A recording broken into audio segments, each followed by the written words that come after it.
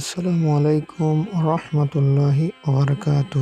ইন্নাল হামদুলিল্লাহ ওয়াসসালাতু ওয়াসসালামু আলা রাসূলিল্লাহ আম্মা বাদ। স্ত্রী কথা শোনে না। স্ত্রী ঠিকমতো স্বামীর অবাধ্য হয়ে থাকে, আবার স্ত্রীর মহব্বতের দরকার হয়। অনেক স্ত্রী আছে যাদের মহব্বত অনেক কমে যায় স্বামীর প্রতি।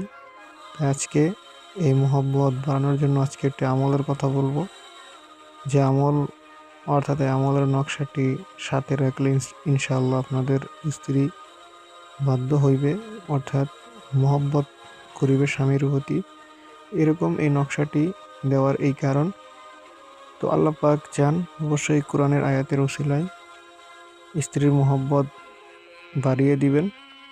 আবার একটা কথা সাবধান বলতে চাই, আপনারা কেউ ভুলেও কখনো কোনো স্বামী অন্যের স্ত্রীর প্রতি নজর দিবেন না।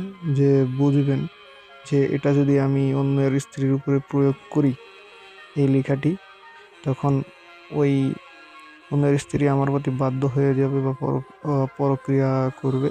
সাবধান, এই ধরনের কার্যকলাপ যদি করতে চান তাহলে আল্লাহ রাব্বুল আলামিন আপনাকে কোনো ধরনের আমলের যে প্রতিক্রিয়ার যে একটা নিয়ামত, সেটা আল্লাহ ওনার কাছে রেখে দিবেন, ওইটা ওনার কাছ থেকে আপনাকে দিবে না। কারণ আল্লাহর কোরআন আল্লাহর উপরেই নির্ভর করে আল্লাহ রাব্বুল আলামিন শেফা দান করেন।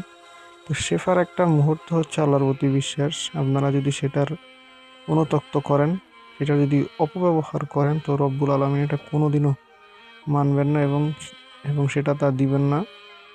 তো ইনশাআল্লাহ এই আমলটির যে নকশা আছে সেই নকশা অনুসারে কথা বলবো। এখানে আছে পা লাম নুন, প্রথমে ডান পাশে যেখানে স্বামীর নাম আমি লাল রেখা দিয়েছি ওখানে, আবার বা নুনের পরে আছে পা লাম নুন, স্বামীর পিতার নাম যেখানে আছে সেখানে সেটা আমি লিখে দিয়েছি, সেটা লাল রেখা দ্বারা।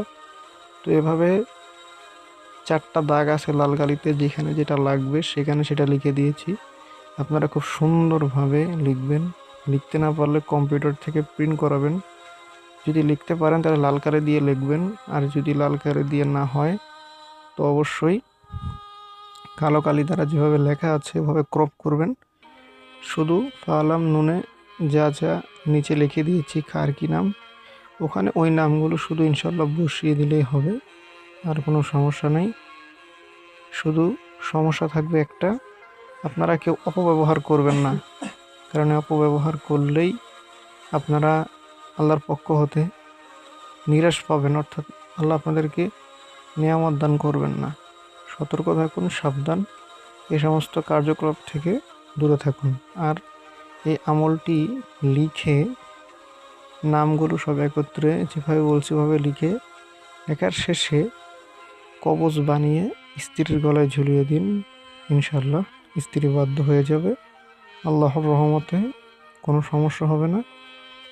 আর সবসময় নামাজ কালাম পড়ুন, স্ত্রীকেও নামাজের দাওয়াত দিন, ওকে নামাজের জন্য আহ্বান করুন। তো ইনশাল্লাহ সব কিছু ঠিক হয়ে যাবে। আর চেষ্টা করবেন ভালোভাবে থাকার জন্য।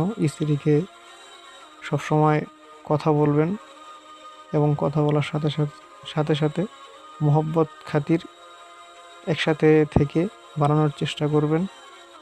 ইনশাল্লাহ আপনাদের যাতে আল্লাহ নিয়ামত দান করেন, আমি সেই দোয়া করি। ওয়ালা আখিরা দাওয়া আলহামদুলিল্লাহি রাব্বিল আলামিন। আসসালাতু ওয়াসসালামু আলা রাসূলিল কারীম। আসসালামু আলাইকুম ওয়া রাহমাতুল্লাহি ওয়া বারাকাতুহু।